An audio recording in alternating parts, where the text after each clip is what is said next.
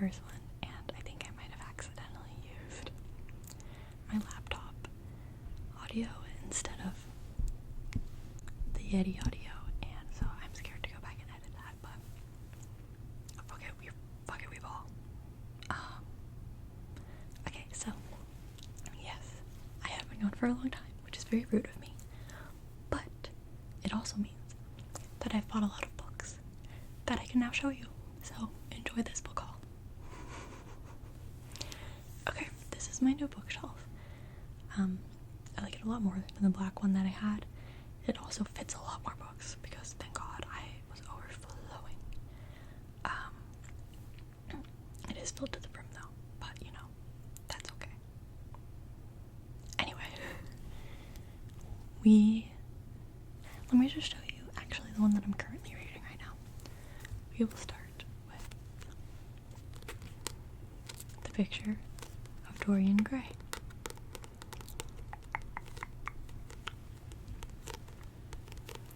I've been trying to read a bunch of classics lately, and I'm learning that I don't really like the classics.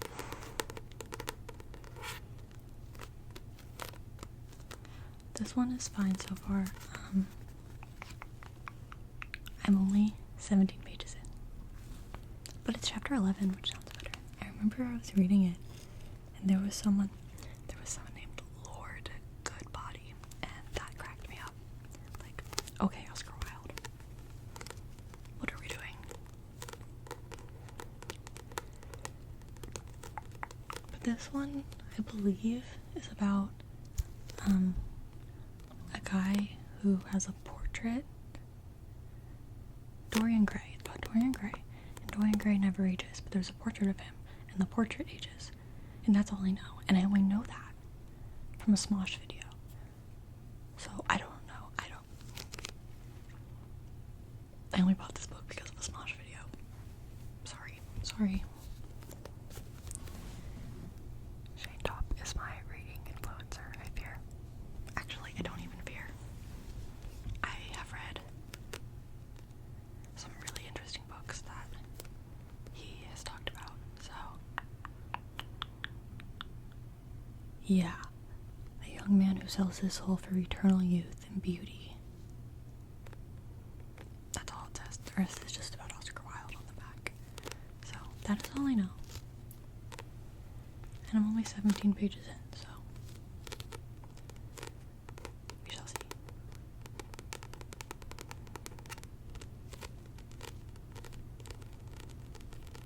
Okay, let's move on. Another one that I got because Shane Top read was,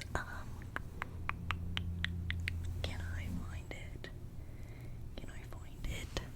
Should be on the bottom somewhere.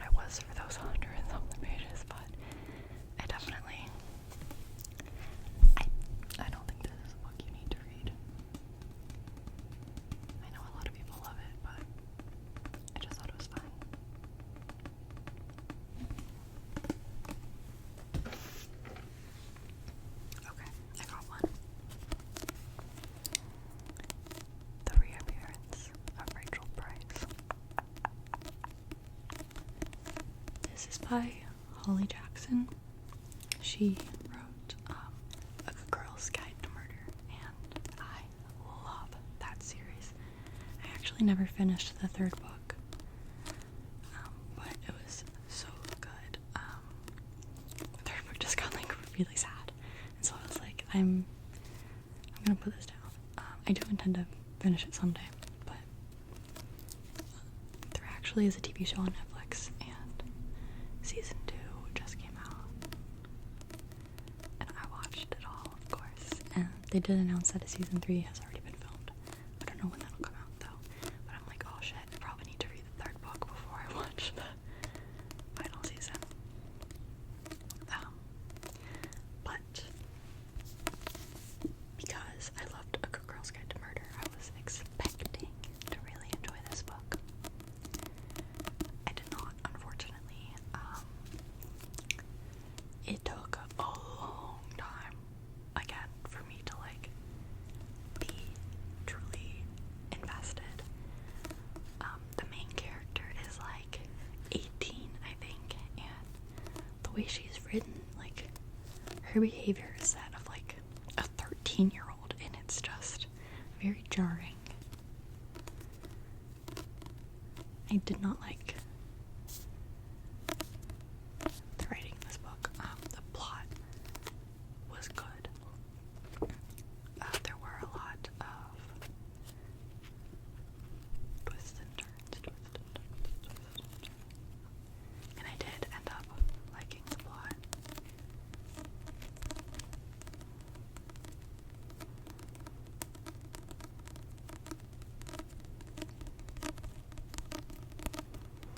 The characters did get better with time, but overall not my favorite book. I think I gave it like 3 stars. I would say if you're gonna read Holly Jackson, read A Good Girl's Guide to Murder. But this one is about 18-year-old Belle has lived her whole life in the shadow of her mom's mysterious disappearance. 16 years ago, Rachel Price vanished, and young Belle was the only witness. Rachel is gone, presumed dead. The case is dragged out from the past when the Price family agrees to a true crime documentary. Belle can't wait for filming to end, for life to go back to normal again. But then Rachel Price reappears, and life will never be normal again.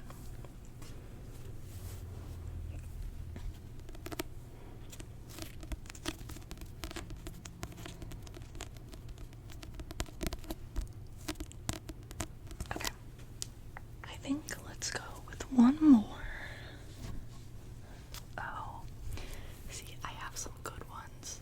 I have 2 shelves above this shelf, and there's good ones up there, but I can't reach them down here. Actually, I can do a double whammy, perhaps a triple whammy, if you will. Okay, so all of these 3 books are by Aldous Huxley. Now, if you know